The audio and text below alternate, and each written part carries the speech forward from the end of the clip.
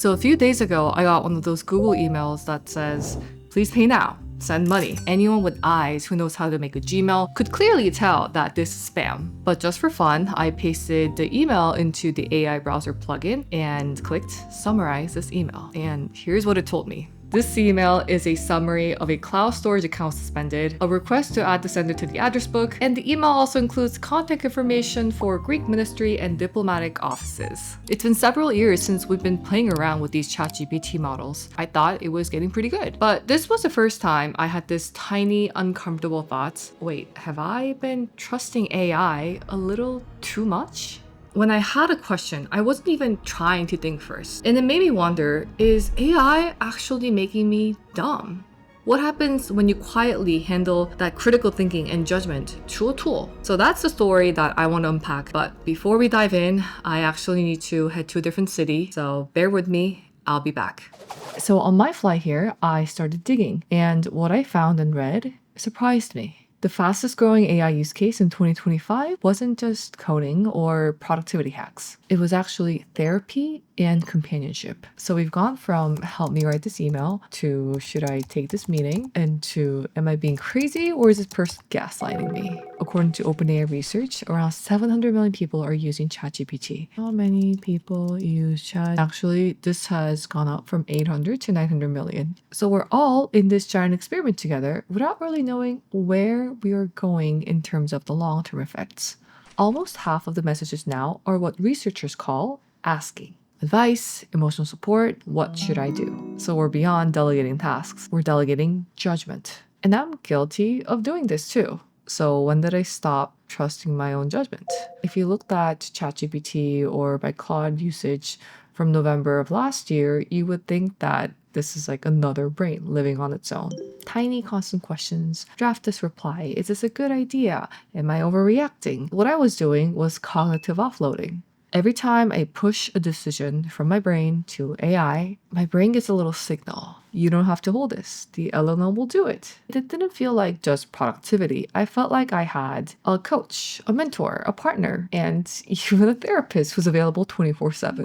And I could totally see why. Sometimes late at night, my thoughts are spiraling and some questions keep me awake. I want to text my sister or my parents, but they're in a different time zone, so I know it's way past their bedtime. That's when I would rely on AI. And within 30 seconds, I would get a calm, thoughtful response with big data, and I felt like talking to a very patient friend who's always there for me. And that's when I realized that I was using AI as my first call instead of my actual friends and family, which is very weird to say because I felt like my social brain was rewiring. But it's not just my social side of the brain. Every time I outsource a decision, I'm practicing not making decisions. Every time I let AI write the first draft, that means I'm practicing not writing. And every time I ask, what should I do? Instead of sitting there with the uncomfortable feeling of uncertainty and the consequences, I'm training my brain that it doesn't need to do the work anymore. If I'm doing this 100 times a day, so what's actually happening inside my brain? Will that change for doors?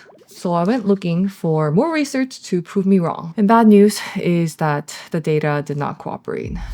MIT and Harvard looked at what happens when AI writes for them. Short term, their output may look better, but here's what happens inside the brain. Brain connectivity, the neural networks that fire when you're actively thinking and processing language, dropped by up to 50%. The brains of the research participants were practicing actively not thinking. And later, when the research participants were trying to remember what they wrote, they couldn't. It never was encoded in their brain because AI did the work. So for this research, the term skill atrophy was coined. The more you rely on AI to do something for you, the worse you get at doing it yourself. Even simple tasks like writing emails. Also, there was research around companionship and AI. And found this pattern. At first, people felt less lonely. Yeah, of course, like if you get a response straight away and it's telling you to be more encouraging and positive, then yeah, I would feel better too. But over time, in longer conversations, especially the heavy users, they felt the loneliness spike up again. The people who cared most about human connections became so much more dependent on AI. And it ended up feeling a lot more isolating and backfiring.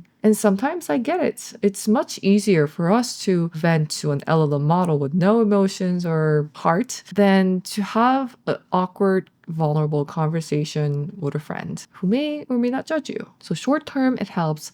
Long term, your real relationships don't get any better. So what skills, both cognitive and social, are we slowly letting go because we like to feel productive or enjoy the convenience? I don't think the answer is lock yourself in the cabin and throw away your AI accounts. But I also don't think the opposite extreme of let's use AI for everything is smart. So here's the experiments I've been running on myself. And this was something I've been practicing so I don't have brain rot as I use AI. I started to treat these tools like I'm the chairman of the board, the CEO. It could give me reports, but I would be the one making the final call. For example, this is one of the last things I've asked. When I was trying to figure out if I should keep pushing through job search or take a break, I wrote down a few of my thoughts that I was worried about. I feel like I should be networking all day, but I'm tired, I'm burned out, and my body is telling me to stop. Am I being lazy? Then I asked AI for 3 perspectives, and one framed it as a strategic recovery. Another pointed out that it's a sunk cost fallacy that I'm just powering through. And the third asked what my energy level would be in interviews if I kept grinding. But because I wrote down my own conflict first, the should versus what my body is telling me to do, I could actually recognize which advice fit my situation more, not just what sounded nice and reasonable. The key is, I think first, and AI supports the research. And over time, I've started collecting these types of prompts that actually make me think harder and not less. At the end of the day, one of the most valuable skills that we have is our ability to think critically. So I wanted to practice my muscle memory on that. So here are some of the questions and prompts I've used. These are for when I've already made the decision, but I wanted to stress test it before I commit. The goal was to find the blind spots before they found me. And these are for when I feel stuck. I like to be really thorough, so this was my way of practicing. Am I thinking about a different perspective here or just stuck with my answer? And these are for when I need input, but I don't want to hand over the decision because that should come from me. It's almost like asking for the menu, but I will decide what I will order.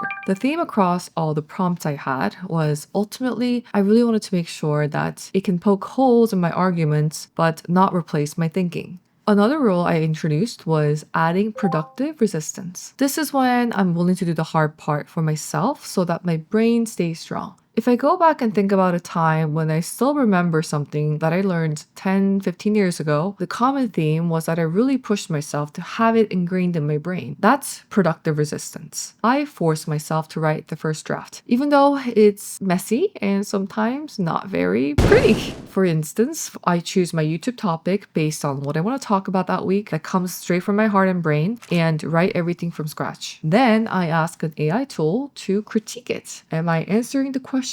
What is my core message and is that clear? I think of this as going to the gym. You choose which machines or which dumbbells to work on so that you can focus on a specific muscle group to train. AI can still help, but only after I've done my muscle reps.